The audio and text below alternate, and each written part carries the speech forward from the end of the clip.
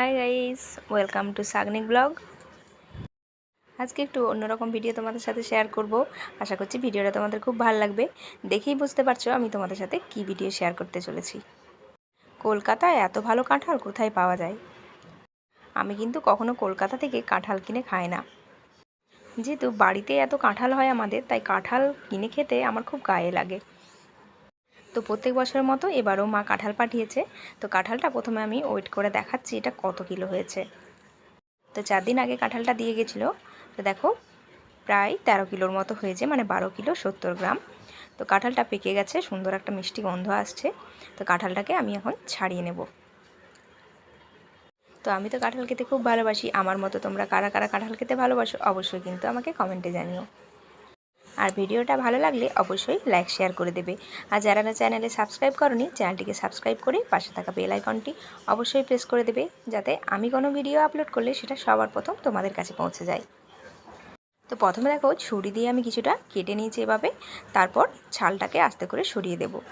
যেহেতু পাকা কাঁঠাল, তাই হালকা করে হাতে চাপ দিলেই সুন্দরভাবে ছালটা ছেড়ে আসবে।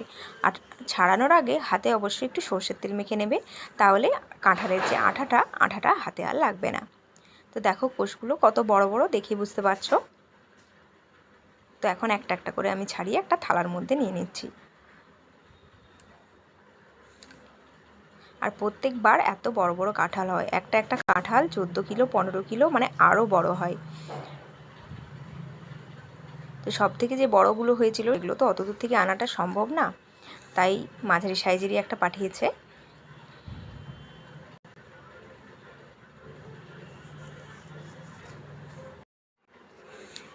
কাঁঠালটা কত সুন্দর সেটা বুঝতেই পারছো। এটা কিন্তু খেজা কাঁঠাল নয়। খেজা কাঁঠাল কি হয়, অনেক সময় শক্ত হয়, খেতে খুব একটা ভালো লাগে না।